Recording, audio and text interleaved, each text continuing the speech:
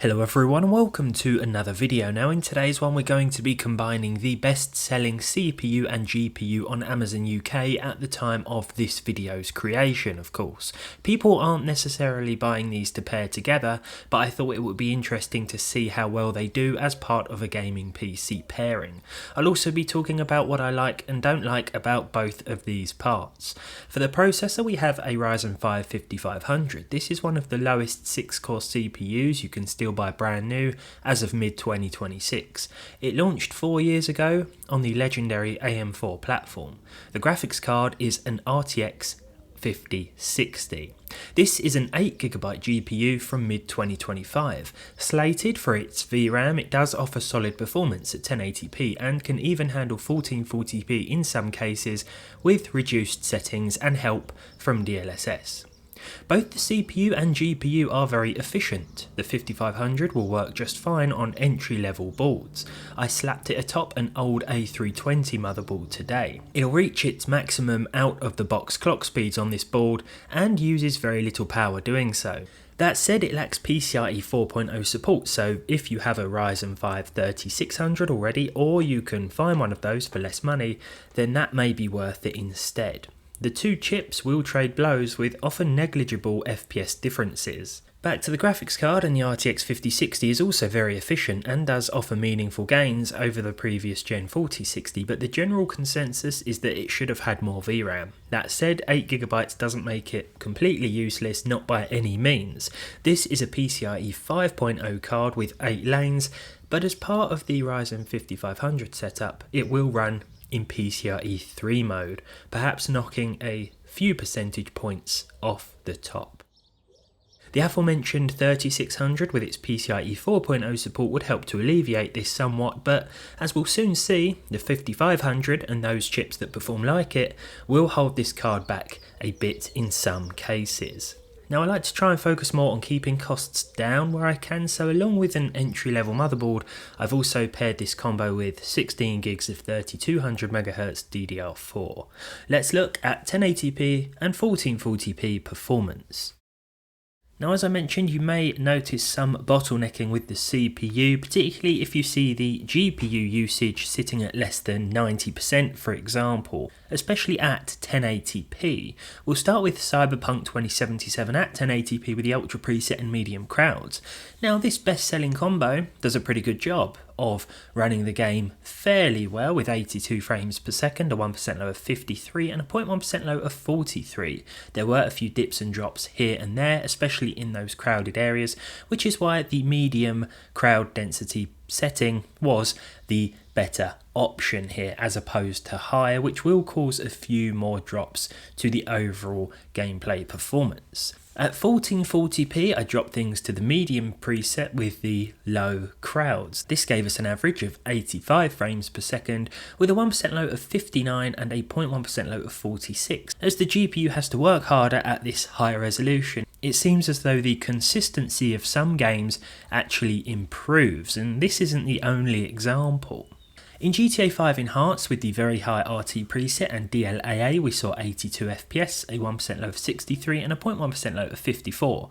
Can't really fault the performance here. There will be a few instances where we do notice the CPU struggling a little, but as I said, I'm sure not everyone is actually buying this combo to pair together. I thought it would just be interesting to see how well it holds up, and it's not that bad overall, to be honest, though we could certainly do with a bit more CPU power here.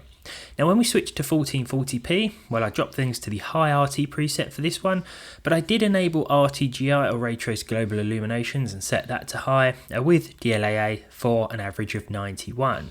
Again, the game was pretty consistent overall with lows of 71 and 60. For Kingdom Come Deliverance 2 at 1080p we have the high preset and SMAA2TX. This is certainly more GPU intensive, and you're going to notice the GPU hitting 100% utilization or close to it more of the time at this resolution in this game. We saw 96 FPS overall, a 1% low of 70 and a 0.1% low of 62. This was a very consistent experience at this resolution. Alternatively, we can play at 1440p with medium. Now I thought for sure that the 8 gigs of VRAM would be more of an issue here, but with the medium preset at 2560 by 1440, we still saw well over 60 frames per second, 88 overall, a 1% low of 70, and a 0.1% low of 62. For Arc Raiders, I kept the high preset for both 1080p and 1440p. We'll start with 1080p resolution here, with TSR enabled and set to 100% for 99 frames per second overall. The 1% low was 43 and the 0.1% low was 36, so definitely a few problems, and I'm not sure if you can pick it up on the graph, but there were stutters here and there, and I believe the CPU is responsible for this. Now at 1440p, we got an average frame rate that was quite a bit lower, as expected, 83 frames per second compared to the previously mentioned 99. That said, it was a more consistent game at 1440p, and this is something I mentioned with Cyberpunk, I believe, as well. Here the percentile lows were 62 and 42 respectively. Again, we can see that at this resolution, the GPU is working harder, and therefore we aren't experiencing as many stutters as we were previously at the lower resolution. That's quite interesting. Battlefield 6 is another one whereby our 5500 can struggle a little bit, especially in those more densely packed maps, the smaller maps with a lot of players on screen. Here we saw 86 FPS on average with medium, which is pretty good. The 1% low was 60 and the 0.1% low was 48, so not bad by any means.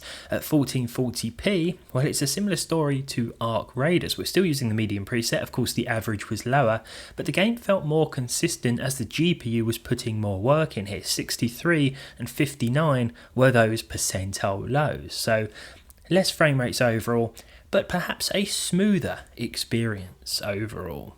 At 1080p, Crimson Desert hit 66 FPS, another one that struggled with the CPU really. The 5500, the 6-core 12-thread 5500 does struggle a little bit, especially in the busier towns and cities. The 1% low was 39 and the 0.1% low was 34.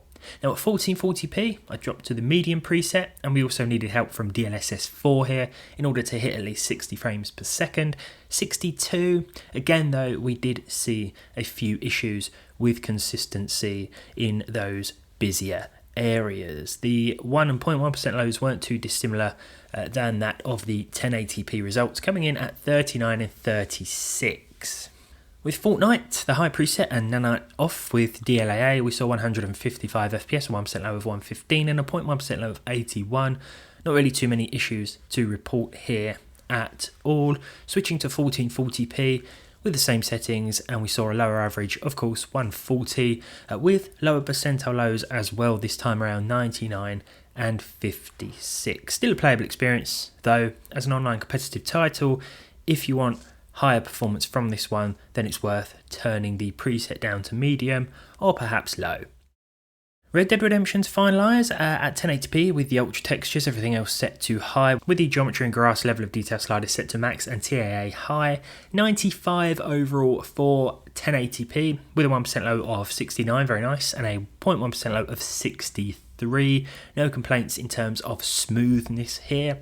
The same can be said for 1440p with the same settings. We're still getting over 60 FPS, though there will be more moments where we do get drops below this. Perhaps I was being a little daring with these same settings at this higher resolution, but I thought we may as well keep things the same, as we could still get over 60 frames per second.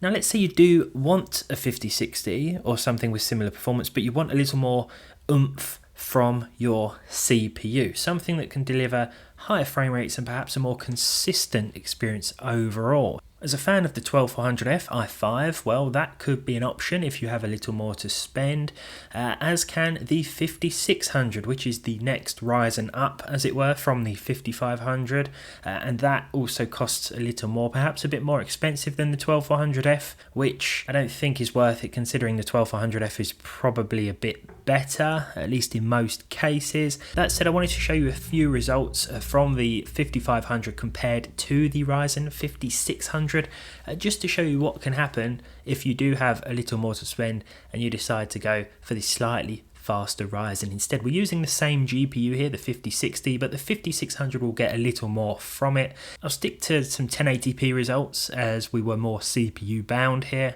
For Cyberpunk, for example, 1080p, ultra preset medium crowds, we got 82 with the Ryzen 5500, but with the 5600, average got bumped up to 92, and our percentile lows went from 53 and 43 to 62 and 53. So more consistency straight away here.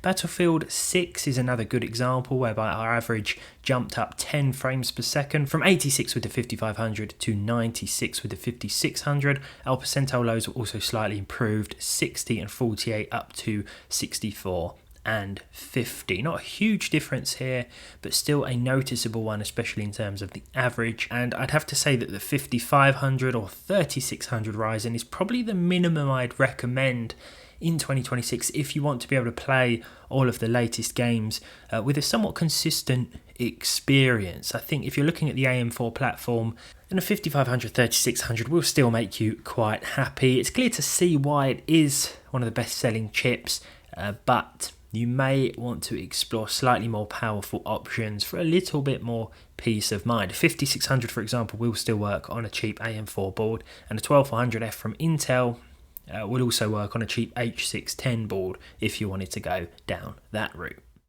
Got a little bit distracted towards the end of the video there. Went from the best-selling CPU and GPU to a different CPU entirely, but hopefully this one is helpful and interesting if you are looking at putting together something that's not too expensive. Of course, there are other options to consider aside from the 5060 as well, so it's worth looking into reviews of that card and seeing what other, perhaps slightly older cards outperform it and how the price of those on the used market looks where you live. As for this one then, thank you very much for watching, and hopefully I'll see all of you in the next one.